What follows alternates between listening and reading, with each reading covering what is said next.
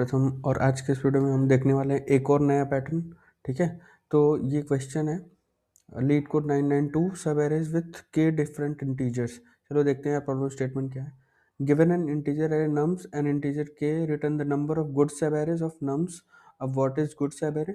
Good subarray की definition दे रखी है। A good array is an array where the number of different integers in that array is exactly k. Okay, so चलो test case देखते हैं, समझ में आ जाएगा कि ये टेस्ट केस है और k इक्वल टू 2 है, मीन्स ऐसे सारे सब एरेज का काउंट बता दो उनका, है ना, जिसमें दो डिस्टिंक्ट कैरेक्टर हो। और सेकंड टेस्ट केस देख लो, इसमें ऐसे सारे सब एरेज को काउंट करो इस एरे के जिसमें 3 यूनिक कैरेक्टर्स हो। ठीक है, चलो चलो देखते हैं प्रॉब्लम स्टेटमेंट हो गया। अब इसको मैं फर्स्ट टेस्ट केस ये है कि ये एरे गिवन है आपको और के इक्वल टू, आपको ऐसे सारे सब एरेस का काउंट बताना है जिसमें number of unique characters, number of unique elements 2 के बराबर है। ठीक है, अब पहली बार अगर आप ये प्रॉब्लम देखोगे तो कैसे करोगे इसको ना, सबसे पहले ब्रूट फोर्स हर एक इंडेक्स से स्टार्ट होने वाले सारे सब एरेस को जनरेट कर लो और उसके बाद चेक कर लो क्या उसमें नंबर ऑफ यूनिक कैरेक्टर्स 2 के बराबर हैं। अगर हैं तो काउंट को इंक्रीज कर दो। ऐसे ही आप सेकंड इंडेक्स से स्टार्ट होने वाले सारे सब एरेस को जनरेट कर सकते हो। ठीक है, ऐसे इस इंडेक्स के लिए और ऐसे ही हर एक इंडेक्स के लिए आप स्टार्ट करके सारे सब एरेस को जनरेट कर लो और उसमें देखो नंबर ऑफ यूनिक कैरेक्टर्स कितने हैं, एलिमेंट्स कितने हैं। अगर वो एलिमेंट्स के बराबर हो गए तो वो सब एरे गुड हो गया। गुड सब एरेस का काउंट बताना है, सिंपल। ओके, चलो तो यार अगर आपने पहली वीडियो नहीं देखी तो वो प्लीज़ देख लेना। उस वीडियो में मैंने अच्छे से बता रखा है कि ब्रूट फोर्स कैसे लिखते हैं, हाउ टू जनरेट ऑल सब एरेज, सब स्ट्रिंग्स। ओके, तो सब एरे और सब, अबे भाई, अबे यार घंटी कौन बजा रहा?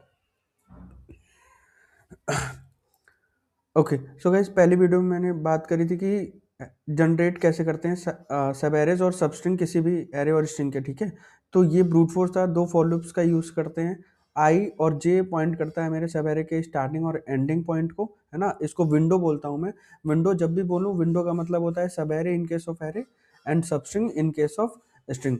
ठीक है, तो मैंने देखा कि आई टू जे मेरा विंडो को रिप्रेजेंट करता है। आई मेरे विंडो का स्टार्टिंग पॉइंट होता है, जे मेरे विंडो का एंडिंग पॉइंट होता है। ठीक है, अब कितने स्टार्टिंग पॉइंट हो सकते हैं? ये हो सकता है, ये हो सकता है, ये, और जितने भी इंडेक्स हैं उन सबको स्टार्टिंग पॉइंट कंसिडर करके मैं उस, जैसे मान लो मैंने यहाँ से स्टार्ट करा। ठीक है, तो पहला सब एरे ये होगा, दूसरा ये होगा, तीसरा ये होगा।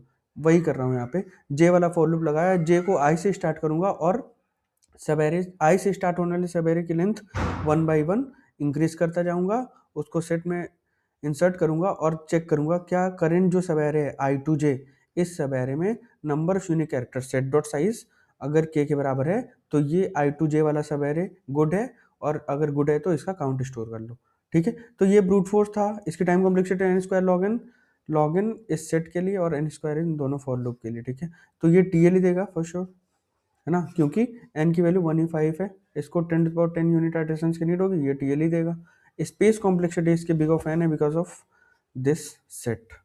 ठीक है, ठीक है, तो ब्रूट फोर्स यार लेक्चर 1 फिर से बोलूंगा, लेक्चर 0 देख लो, ब्रूट फोर्स समझ में आ जाएगा। रेपिटेशन में भी मैंने उसमें दिखाया अच्छे से। ठीक है, चलो देखते हैं अब क्या कर सकते हैं इसमें। ठीक है, तो गाइस हम कर रहे हैं, हम लोगों ने क्वेश्चन देख रखा है कि लॉन्गेस्ट, जब भी पूछा हो लॉन्गेस्ट विंडो निकालो, है ना। उसके बहुत सारे क्वेश्चन देखे हम लोगों ने स्टार्टिंग से। अगर आप प्लेलिस्ट को फॉलो करोगे तो आपको समझ में आएगा, बहुत ही स्ट्रक्चर्ड प्लेलिस्ट है। ठीक है, उसके बाद हम लोग अभी कंटिन्यू कर रहे हैं काउंटिंग टेक्निक्स। सब एरेस को जब काउंट करना हो, ये क्वेश्चन बहुत इंपॉर्टेंट होता है। लीड कोड कॉन्टेस्ट में second, third question, fourth question यही होता है कि काउंट करो सब एरेस विथ सम कंडीशन। तो उसमें मैक्सिमम टाइम पे सब वो स्लाइडिंग विंडो लगा सकते हैं हम लोग। ठीक है, चलो इसमें एक स्लाइडिंग विंडो ट्राई करते हैं। 2 पॉइंटर लगा सकता हूँ कि नहीं मैं? ठीक है, एक टेस्ट केस लेता हूँ मैं, 1 2 3 1 2 2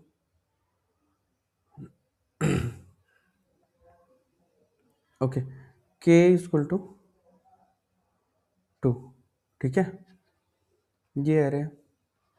ठीक है, चलो मैं यार टिपिकल स्लाइडिंग विंडो लगाता हूँ इसमें। स्लाइडिंग विंडो लगाया, ठीक है, सेट में इंसर्ट करो, है ना। अभी ये आ चुका है मेरे सेट में। नंबर ऑफ यूनिक एलिमेंट्स कितने हैं? 1 है, मेरे को चाहिए 2, है ना। ठीक है, तो मेरे को एलिमेंट्स इंक्लूड करना पड़ेगा फॉर श्योर। और क्या इंक्लूड, अब सेट में मेरे 2 एलिमेंट्स हो गए और ये विंडो मेरा हो गया वैलिड, ठीक है। ठीक है, चलो जैसे ही विंडो वैलिड हुआ, या तो मैं आई को मूव करूंगा या जे को मूव करूंगा और सब एरेस या सबस्ट्रिंग को काउंट कर लूंगा। ये दोनों टेक्निक हम लोग देखेंगे, ठीक है। अगर जे को मूव करूंगा मैं, तो क्योंकि आई टू जे वाला सबस्ट्रिंग वैलिड है, तो जे पे एंड होने वाले सारे सबस्ट्रिंग को काउंट कर लेते हैं। कैसे? इतने वैलिड सबस्ट्रिंग बनेंगे, ठीक है।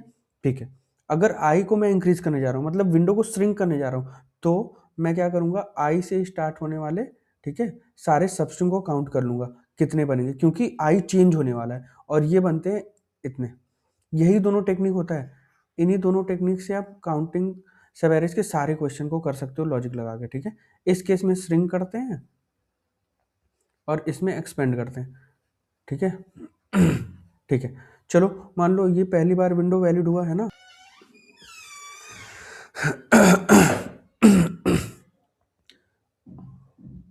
ओके गाइस, सो ये आई टू जे वाला विंडो वैलिड हुआ, ठीक है। अब इस केस में मेरे को या तो आई मूव करना पड़ेगा या जे मूव करना पड़ेगा। चलो देखते हैं। अगर मैं जे को मूव करता हूँ, ठीक है, तो मैं काउंट कैसे करूंगा कि कितने सब एरेज हैं जो जे पे एंड होते हैं और वो वैलिड हो। एक एग्जांपल और लेता हूँ, देखो 1 1 2 2, ठीक है। मान लो के की वैल्यू 2 है इस केस में, ठीक है। आई यहाँ पे है और जे यहाँ पे, ठीक है। तो मेरे को पता है कि ये वाला विंडो वैलिड है, ठीक है। ये वाला विंडो वैलिड है, तो मैं या तो आई को मूव करूं या जे को मूव करूं। लेट सपोज पहले केस में मैं जे को मूव करता हूं, ठीक है। अगर मैं जे को मूव करता हूं, तो मैं कैसे काउंट करूंगा? मैं कैसे काउंट कर सकता हूं कि जे पे एंड होने वाले सारे सबस्ट्रिंग वैलिड होंगे? क्या तुम बोल सकते हो कि जे पे एंड होने वाले सारे सबस्ट्रिंग्स वैलिड होंगे? क्योंकि जब हम जे को इंक्रीज करते हैं तो यही वाला टेक्निक लगाते हैं ना कि इतने वैलिड विंडोज बनेंगे। क्या इस केस में ऐसा कर सकता हूँ? नहीं।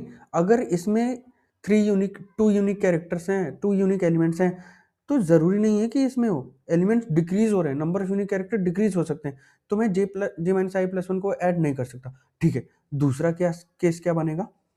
मैं आई को श्रिंक करूं, ये, ठीक है।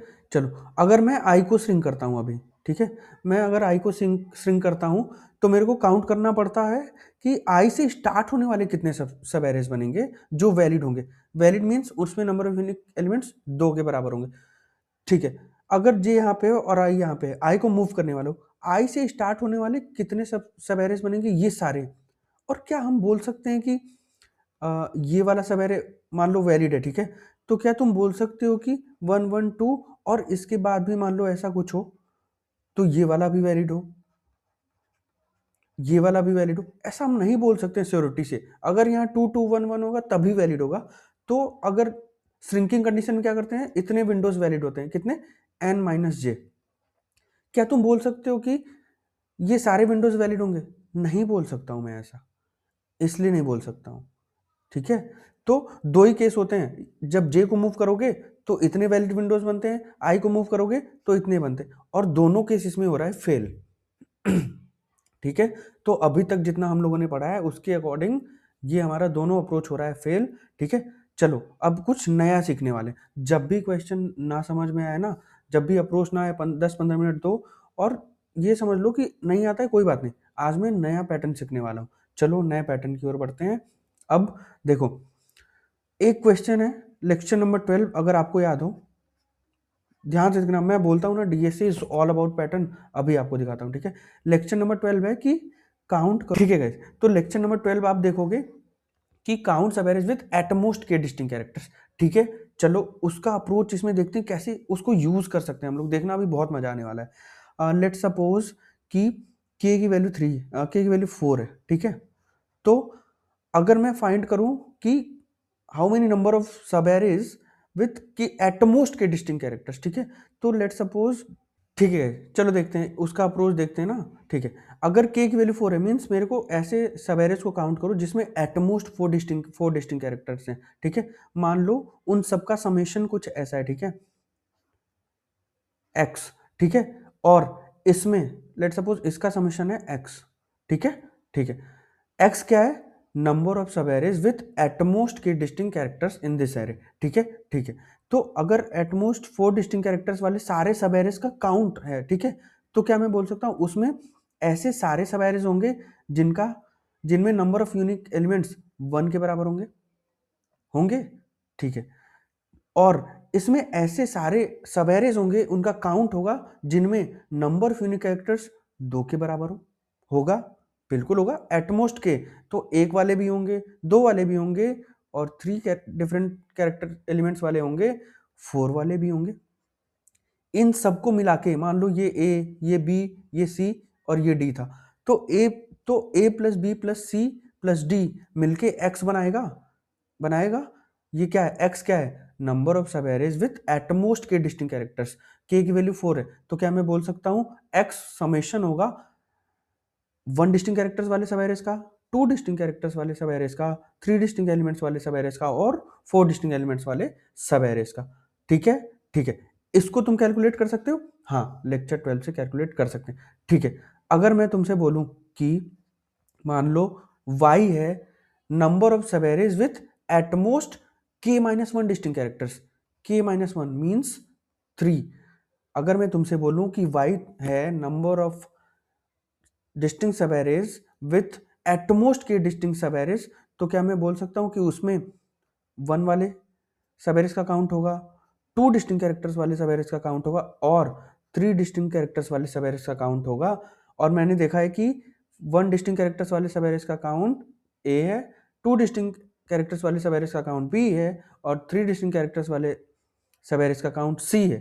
ठीक है, और इन सबका समेशन वाई है। ठीक है, बहुत ध्यान से समझना, बनने वाला है लॉजिक। हो गया क्वेश्चन खत्म। अगर मैं इसको कर दूं सब्ट्रैक्ट, अगर मैं कर दूं x माइनस वाई क्या देगा? ये कैंसिल इससे, ये कैंसिल इससे, ये कैंसिल इससे, क्या बचा? x माइनस वाई क्या दे रहा है? प्लीज बोलो, x माइनस वाई क्या दे रहा है? d। और d क्या था?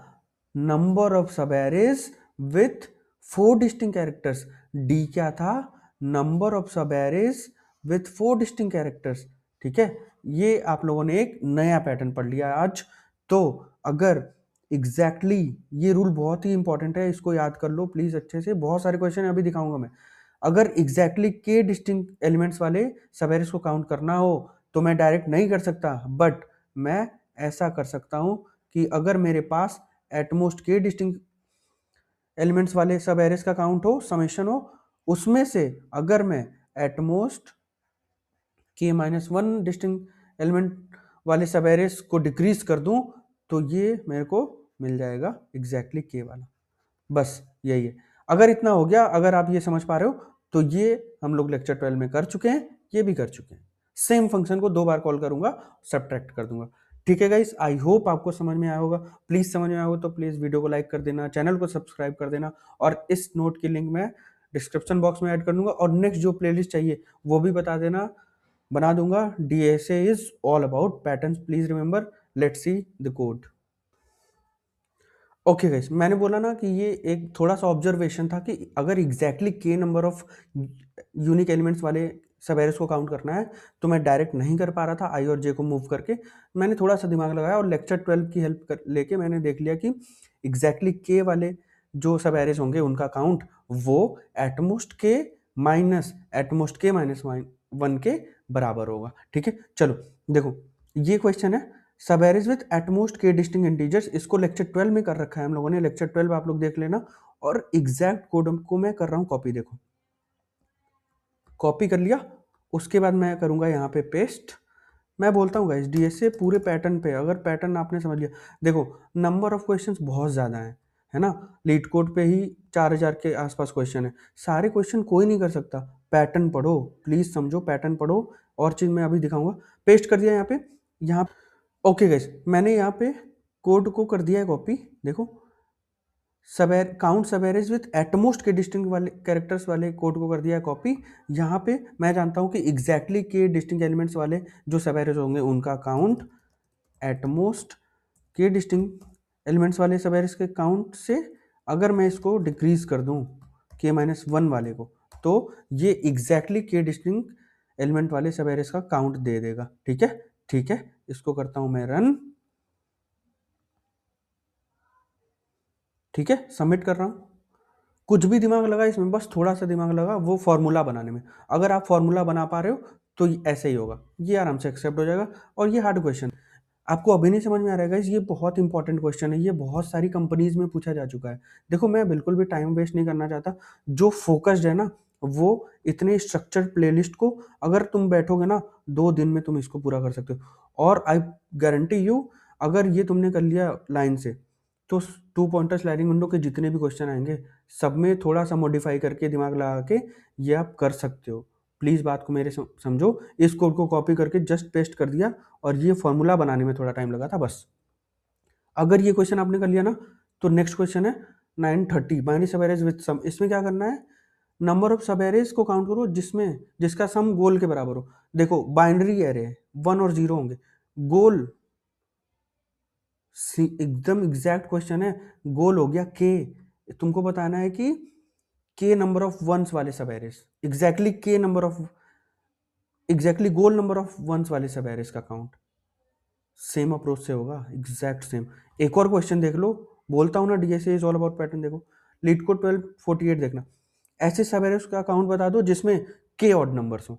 नहीं कर लोगे, एग्जैक्टली के ऑड नंबर्स, एटमोस्ट के ऑड नंबर्स माइनस एटमोस्ट के माइनस 1 ऑड नंबर्स कर देना, ये कर लोगे। ये तीनों क्वेश्चन हो गए। और इन तीनों क्वेश्चन को कैसे करा, बस ये फॉर्मूला यूज करके और लेक्चर 12 की हेल्प लेके। लेक्चर 12 कैसे करा था, लेक्चर 7 की हेल्प से। यार समझो, पूरा डीएसए पैटर्न पे, ठीक है। इस प्लेलिस्ट को फॉलो करो, अगर समझ में आए यार, फोकस्ड हो, अगर रील नहीं चला रहे हो, फोकस्ड हो, तो ये बिल्कुल समझ में आएगा और सारे क्वेश्चन कर लोगे अब, ठीक है। Thank you so much for watching this video. एक चीज़ और दिखाता हूँ मैं आपको, ये सीट देखो, ये मैं इसमें पैटर्न वाइज डीएसए क्वेश्चंस को ऐड करता जाऊंगा, क्वेश्चन नेम, ठीक है, उसकी लिंक और उसके बाद वीडियो सॉल्यूशन, ठीक है। उसके बाद मैं सिमिलर क्वेश्चन को भी ऐड करूंगा, जैसे लेक्चर 13, ये दोनों क्वेश्चन इस पे है, जो आज मैं वीडियो रिकॉर्ड कर रहा हूँ, यहाँ पे अपलोड कर दूंगा, ठीक है। ठीक है, okay guys, thank you so much for watching this video. अगर समझ में आया तो प्लीज़ लाइक कर देना, सब्सक्राइब कर देना और नेक्स्ट प्लेलिस्ट जो चाहिए कॉमेंट कर देना यार। Take care, bye bye.